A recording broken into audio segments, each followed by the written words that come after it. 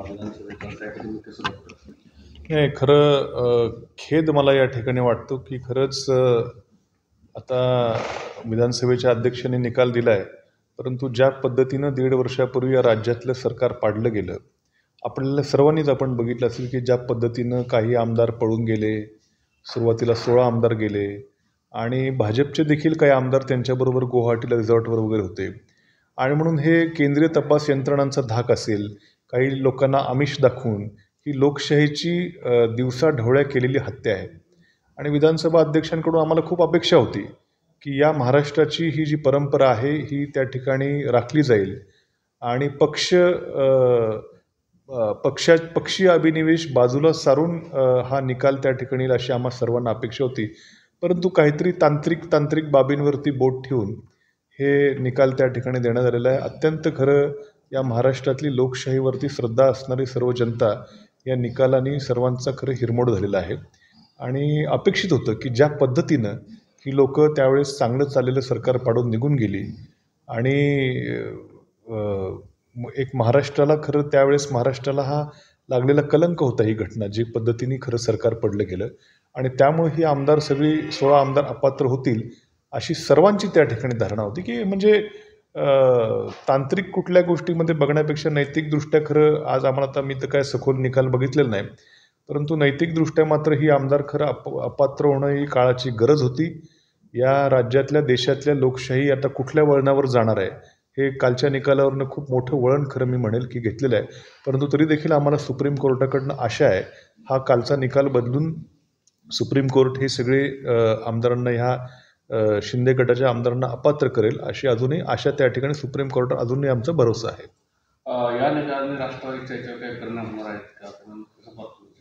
नाही आता काय आहे, किती जरी काही मांडलं काय झालं तरी शेवटी आता निकाल हे सगळे अपेक्षेपेक्षा वेगळे लागतात. आता आमची देखील 31 तारखेला मला वाटतं राष्ट्रवादी काँग्रेसचा देखील निकाल येणार आहे. आमची तर बाजू अजून जास्त त्या ठिकाणी मजबूत आहे. सगळ्या जे काय पक्षाचे इलेक्शन्स असतील काय असल्या प्रक्रिया अत्यंत व्यवस्थितपणे पार पाडलेल्या आहेत. त्यामुळं पण आता शेवटी काय होईल आता याचं कोणीच गॅरंटी घेऊ शकत नाही. मी 31 तारखेला मी आमदार असेल अथवा नसेल याची आज मला सांगता येत नाही. मला खरं काय तलाठी भरतीमध्ये मोठ्या प्रमाणामध्ये आरोप होत आहेत आणि दुसरीकडे महसूल मंत्री म्हणताय की त्या सरकारची बदनामीचा गुन्हे दाखल करू. याच्यात कसं बघतो तुम्ही? दडपशाही होते का?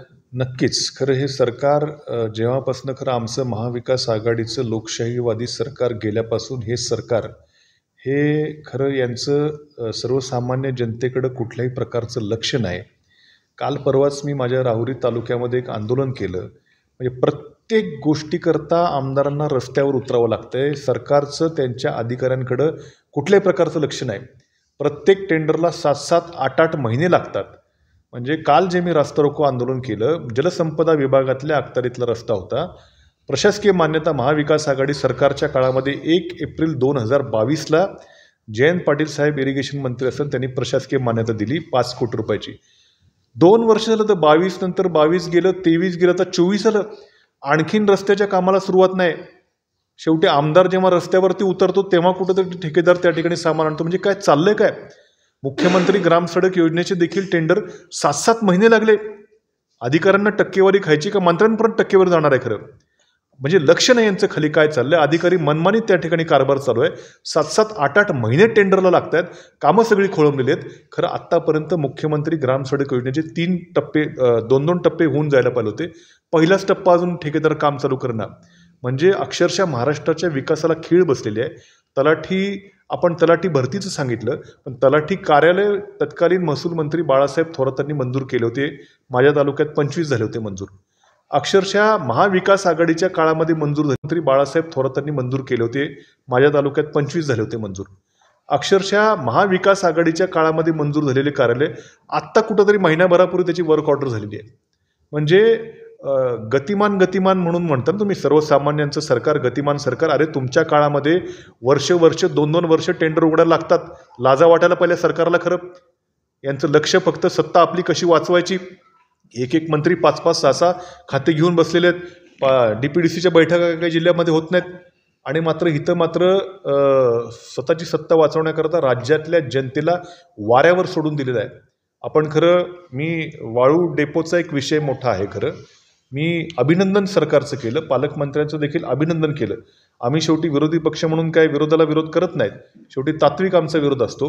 मी चांगलं वाळू धोरण आणलं, लोकांना स्वस्तामध्ये वाळू मिळेल म्हणून सरकारचं अभिनंदन देखील केलं. परंतु प्रत्यक्षामध्ये आज परिस्थिती अशी आहे की स्वस्तामध्ये वाळू लोकांना मिळत नाही.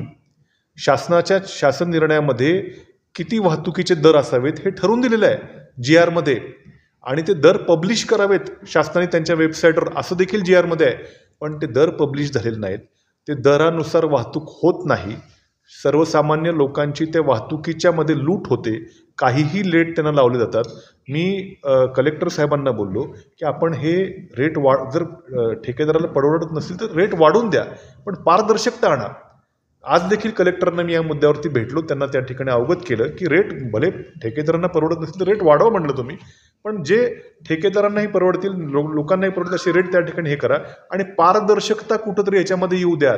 आपलं धोरण चांगलं आहे, लोकांना स्वस्तामध्ये वाळू मिळावी, वाळू तस्करी बंद व्हावी, हे धोरण चांगलं आहे, पण या धोरणाचं त्या ठिकाणी अंमलबजावणी किंवा जे निष्पत्ती व्हायला पाहिजे त्याचा उद्देशाला कुठेतरी हरताळ फासायचं काम या ठिकाणी यंत्रणा करते का, असं देखील माझा सवाल आहे.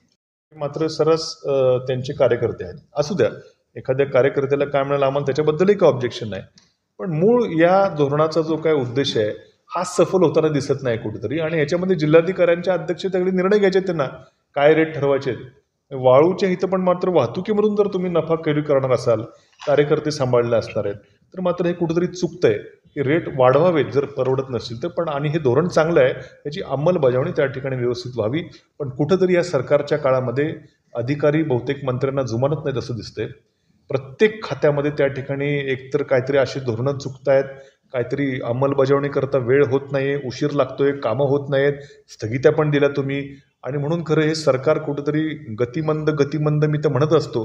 खरंच म्हणजे राज्यातल्या जनतेचं मोठं नुकसान आमचं महाविकास आघाडीचं सरकार गेल्यामुळेच झालेलं आहे. आणि काल त्या जखमेवरती मीठ खरंच सोडण्याचं काम कुठंतरी झालेलं आहे. विधानसभा अध्यक्षांच्या निकालामुळे ठाकरे गटाचं पक्ष म्हणून अस्तित्व संपुष्टात आलं आहे. निवडणूक आयोगाच्या पार्श्वभूमीवर हा दिलेला निकाल आहे.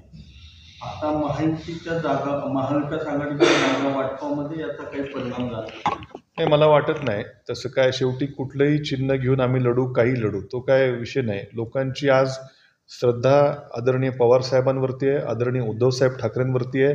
त्यामुळं आम्हाला चिन्ह कुठलं असेल काय असेल फरक पडणार नाही. ह्या दोन्ही नेत्यांकडे बघून महाराष्ट्रातली जनता, मला खात्री आहे की महाविकास आघाडीचं सरकार पुन्हा या राज्यामध्ये आल्याशिवाय राहणार नाही.